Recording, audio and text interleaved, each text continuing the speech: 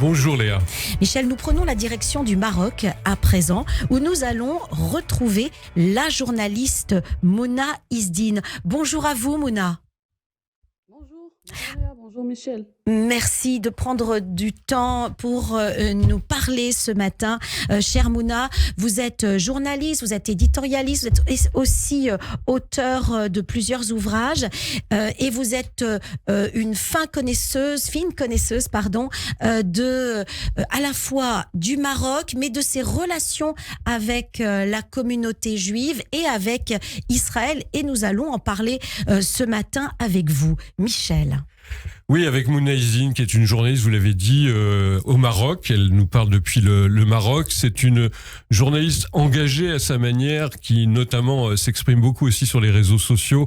Et j'ai envie de vous poser la question, Mouna Izdine, c'est la première fois que vous intervenez sur Radio J, hélas, dans des circonstances exceptionnelles en ce moment, avec le massacre du 7 octobre, la guerre à Gaza. On a beaucoup parlé, c'est le débat en France, des images du pogrom anti-juif. Et le débat aujourd'hui, c'est faut-il montrer ces images ? Est-ce que vous pensez qu'il faut les montrer en France, mais même dans le monde arabe ? Écoutez Michel, je pense que dans le monde arabe, oui, parce qu'il y a beaucoup de désinformation. Il y a un déni, il y a un nouveau type de négationnisme où l'on dit que toutes les images qui sont présentées par Israël, qui sont présentées par Tzahal, c'est de la propagande, c'est faux. On n'a pas vu de bébés calcinés, on n'a pas vu de familles brûlées, on n'a pas vu de gens égorgés. Donc tout ça, c'est un déni. Moi, ce que je sais un peu, mes maigres connaissances de la culture juive, je sais qu'il y a une espèce de pudeur à montrer ces morts, surtout quand les cadavres ont été, disons, que les personnes ont été torturées ou humiliées. Je sais qu'il y a ça, mais ça, dans le monde arabe, on ne comprend pas. Parce que qu'est-ce qu'on a en face ? Peut-être qu'on y reviendra plus tard. Oui. Il y a une propagande qui est très solide et qui est très forte de la part des médias, surtout islamistes et panarabes, où on n'hésite pas à montrer. Alors tous les jours, je vous le dis, tous les jours, c'est du matraquage. On va montrer tous les jours des photos de Gaza et parfois même des photos qui sont fausses, qui sont tirées par exemple de conflits en Syrie, en Irak ou ailleurs. Donc moi je suis partagée. Je dirais pour le respect des familles, pour le respect de leur douleur et de leur deuil, peut-être qu'il faudrait pas montrer, mais pour le monde arabe, je pense que Israël communique très mal. Je suis désolée de vous le dire. Oui. Mais il y a un vrai problème de communication avec le monde arabe. Mais Mouna, la rue marocaine, que pense-t-elle ? Est-ce qu'elle est dupe de ces images ? Comme vous le disiez, ce matraquage, il y a un moment donné, la rue marocaine se pose des questions, non ? La rue marocaine, elle n'est pas, écoutez Léa, la rue marocaine, elle n'est pas du tout monolithique. Donc il y a eu beaucoup d'images de manifestations. Il faut savoir qui c'est qui mène ces manifestations, qui sont les leaders. Il y a une grande partie du mouvement islamiste, que le mouvement islamiste soit reconnu ou alors toléré par l'État. Il y a aussi des mouvements, beaucoup de personnes, des mouvements d'extrême gauche, c'est-à-dire des marxistes, des léninistes, etc. Il y a une autre partie de gens qui participent aux manifestations parce que eux, ils s'identifient aux Palestiniens de par la proximité, je dirais, religieuse et un peu culturelle, même si on n'a pas beaucoup de proximité culturelle. C'est surtout la proximité, disons, religieuse et linguistique. Et ces gens-là, ils sortent, ils manifestent. Alors, pour ce qui est des images, cette guerre précisément comparée aux autres, parce que moi je suis ça depuis au moins 20 ans, cette guerre comparée aux autres, il y a des Marocains, essentiellement sur les réseaux sociaux. Ça peut être des journalistes, ça peut être des citoyens ordinaires, des youtubeurs, qui donnent leur avis et qui disent nous, on n'est plus dupes du jeu du Hamas. Ça fait 75 ans qu'on nous sert les mêmes discours. On est désolé, mais il y a de la manipulation. Vous dites qu'il y a de la propagande du côté israélien, il y a aussi de la propagande du côté palestinien, et il y a effectivement des images qui sont manipulées et des foules, des sentiments qui sont manipulés parce qu'on joue beaucoup sur cette proximité religieuse. Mais il y a des Marocains qui refusent qu'on utilise cette proximité pour amener à la haine d'Israël, et je vous le dis, à la haine des Juifs, parce qu'il y a eu des slogans antisémites malheureusement qui ont été prononcés, qu'on veuille le voir ou non. J'ai moi-même vu ces manifestations. J'ai pas voulu trop entrer parce que bon, mon visage est assez connu, mais j'ai vu de loin, j'ai entendu. Il y a des slogans qui ont été prononcés, antisémites, clairement, il faut le dire. Mouna Izdine, on va revenir avec vous aussi sur votre position au Maroc. Les gens l'auront compris d'ores et déjà, vous êtes quelqu'un qui est plutôt favorable aux relations entre l'État d'Israël et le Maroc. Je reste dans le grand massacre, parce que vous avez aussi une approche, on peut dire féministe au bon sens du terme. Est-ce qu'on peut parler, selon vous, le 7 octobre dernier en Israël, d'une sorte de féminicide, de vrai massacre des femmes, qui, d'ailleurs, en Europe et notamment en France, n'est absolument pas combattu par les féministes occidentales? Malheureusement, on sait que par exemple le viol, c'est une arme de guerre à part entière. Ce n'est pas nouveau, c'est pas spécialement en Israël ou à Gaza, c'est depuis la nuit des temps. Je ne sais pas quelles sont les enquêtes, les conclusions des enquêtes de l'armée et de la police israélienne, mais apparemment oui, il y a des femmes qui ont été violées, il y a des femmes qui ont été mutilées. Vous savez, quand on touche à une femme, à la femme de l'ennemi, c'est une façon de l'humilier, de l'écraser, de lui dire j'ai touché à ton honneur. Parce que dans la culture, surtout dans la culture arabe et musulmane, la femme et le foyer, c'est intimement lié à l'honneur de la famille, à l'honneur de la lignée. Donc, quand on entre jusque chez toi et qu'on viole ta femme et qu'on la tue, c'est un message très fort qu'on envoie à son adversaire. Le Maroc et la communauté juive ont une longue histoire, néanmoins d'amitié. On peut remonter jusqu'après la Seconde Guerre mondiale, peut-être même avant, vous allez me le dire. Est-ce que cette amitié n'a pas des conséquences ou d'une influence plutôt positive dans la rue marocaine pour les Marocains? Est-ce que au nom de cette amitié, il n'y a pas des mouvements qui seraient pro-israéliens, pro-juifs? Alors on a en fait lancé on a un collectif de citoyens marocains, juifs et non juifs, qui avons lancé une pétition pour appeler les autorités à agir contre le contenu, disons ces manifestations, parce qu'il y a eu clairement des appels où on dit voilà, je vous donne un exemple en arabe dialectal, al-Maghrib ardi hurra ou l'Ihoudi kharaj barra. Alors ils disent alors que le Maroc est une terre libre et le juif doit en dégager, doit partir. Il y a certains qui ont dit non, c'est faux, c'est de la manipulation. On a dit sioniste, mais en fait on joue beaucoup sur ces mots-là. Alors dès que quelqu'un est interrogé, il dit ah non, mais moi je critique le sionisme parce qu'il y a des juifs qui sont contre l'État d'Israël, il y a des juifs qui sont contre ce que le gouvernement de Netanyahou, Israël est en train de faire. Et ça, c'est un langage qui est très sournois.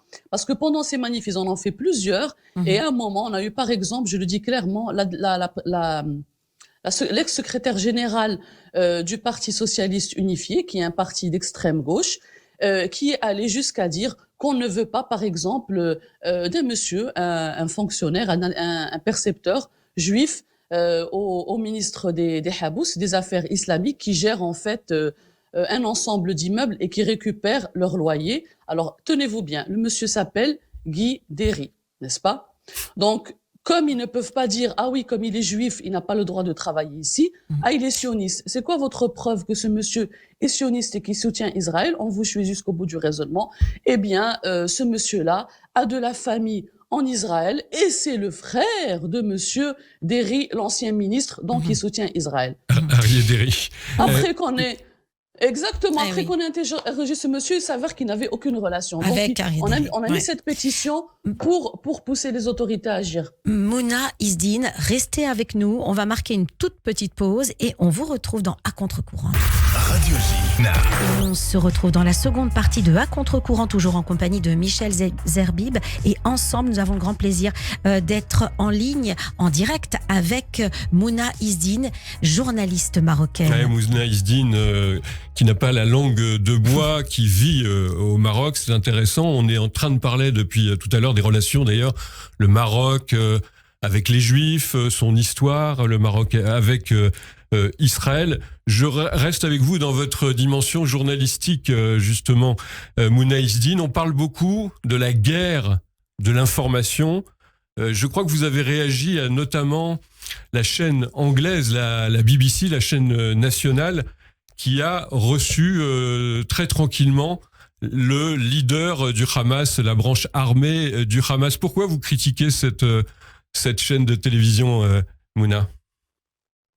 Ce que je n'apprécie pas chez la BBC, parce que je suis régulièrement les chaînes arabophones, je regarde surtout la BBC arabique. Oui.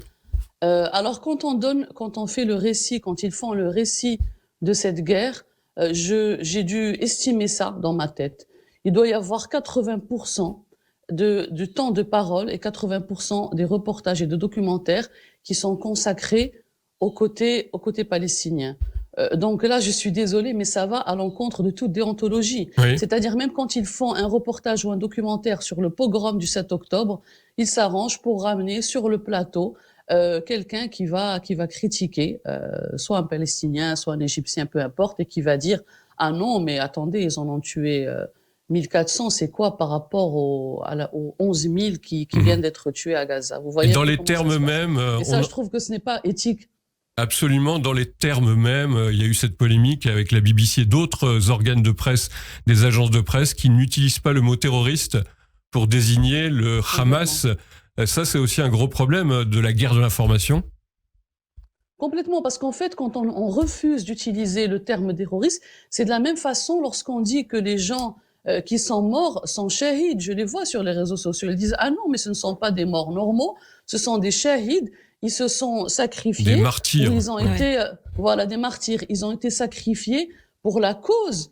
Mais c'est grave de tenir un tel langage, parce que ces gens-là, vous leur avez pas posé la question. J'ai carrément lu une fois, un monsieur marocain, maroco-palestinien, Oui. qui était en fait en train de brandir son passeport marocain pour demander aux autorités marocaines de l'aider à sortir de Gaza. Et là, il y avait des dizaines de gens qui commentaient « Mais tu as de la chance d'être à Gaza, qu'est-ce que tu viens faire chez nous au Maroc? Il vaut mieux que tu meurs là-bas, tu iras directement au paradis. » C'est grave de tenir de tels propos. Je vous donne un exemple. Oui. Mais je voudrais revenir sur les liens du Maroc et Israël rapidement. Oui. Les liens du Maroc et Israël, effectivement, ils remontent à quelques décennies peut-être après la création, disons, de l'indépendance de l'État d'Israël. En revanche, les relations entre le Maroc et sa communauté juive, elles remontent à près de 3000 ans. Et ça, je pense que c'est un lien très fort. Il n'y a rien qui pourra détruire ce lien-là. J'ai envie de juste vous poser une question parce que le temps court et on est heureux de vous avoir. J'espère qu'on aura l'occasion de reparler avec vous, Mouna Ezdine. Justement, sur les réseaux sociaux, vous avez diffusé une vidéo de docteurs de la religion musulmane qui rappelle avec force utilisation de sourates du Coran que le droit d'Israël sur cette terre, le droit d'Israël sur justement sur la terre aujourd'hui qu'on dit de Palestine. C'est intéressant ça. Est-ce que ça passe les frontières de votre réseau social? Oui, il y a des gens, je vous le dis clairement, il y a des musulmans qui disent effectivement le peuple d'Israël a son plein droit sur cette terre. D'ailleurs, c'est cité dans le Coran. Ceci dit, les gens qui disent ça aussi, ils ne nient pas pour autant le droit au peuple palestinien d'avoir son État. Parce que effectivement, par exemple, moi, on m'attaque sur ça, on me dit oui, mais toi, tu es du genre Israël de la mer au Jourdain. Je leur dis oui, effectivement, si je venais à suivre mon cœur, je dirais oui, c'est une terre juive. Ceci dit, on fait quoi de tous ces gens-là? Il faudra bien trouver une solution politique. Donc moi, à l'image de notre roi et à l'image de notre gouvernement, je dis que finalement, ce conflit-là, la meilleure solution serait politique, bien sûr. Alors justement, vous en parlez, Mouna, juste avant le 7 octobre, il y a eu un certain rapprochement entre Israël et le Maroc. Il y a eu la reconnaissance du Sahara, il y a eu et d'autres liens. Il y a des Juifs qui détiennent des propriétés au Maroc, Casablanca, d'autres grandes villes également. Est-ce que vous pensez que, en raison de ce conflit, tout est fracturé et qu'il n'y a pas de possibilité de retour en arrière avec le Maroc? Non, je n'utiliserai pas le terme fracturé. Je disais que pour le moment, on est en stand-by. C'est suspendu. Et comme après chaque conflit, il faut peut-être attendre plusieurs mois ou quelques années pour que les relations reprennent. Ceci dit, j'insiste, il ne faut pas que la parole antisémite reste impunie. Il faudrait interdire le fait de brûler les drapeaux d'un État partenaire. Ça, c'est inadmissible. Et pour en revenir à la communauté juive, moi je suis très contente qu'il y ait eu beaucoup de gens, des centaines de gens, on est à peu près à 600 signatures aujourd'hui, qui ont signé cette pétition pour interpeller les autorités marocaines et pour leur dire on veut une réponse. Notre communauté juive, elle est parfaitement intégrée au tissu économico-social, elle n'a aucun problème à ce niveau, elle se sent en sécurité. Les relations Maroc-Israël, elles ont été, défendues excusez-moi l'expression, vendues sur la place publique. Mais aujourd'hui, on se retrouve face à un vide et on aimerait que le gouvernement et que l'État réagissent par rapport à ça. Mais moi, j'ai bon espoir, quand la guerre sera finie, que les choses retrouvent un peu leur cours normal. Ouais, c'est l'espoir de ce matin, Mouna Ezzedine. Merci infiniment d'avoir été avec nous aujourd'hui sur Radio J. Je voudrais juste citer votre livre, Les Cuistots du Ramadan. J'espère qu'un jour vous viendrez en chair et en os, venir dans le studio nous en parler dans notre émission. Absolument. Avec grand plaisir. Merci. Avec grand plaisir. Bonne journée à vous. Au revoir. Au revoir. Au revoir.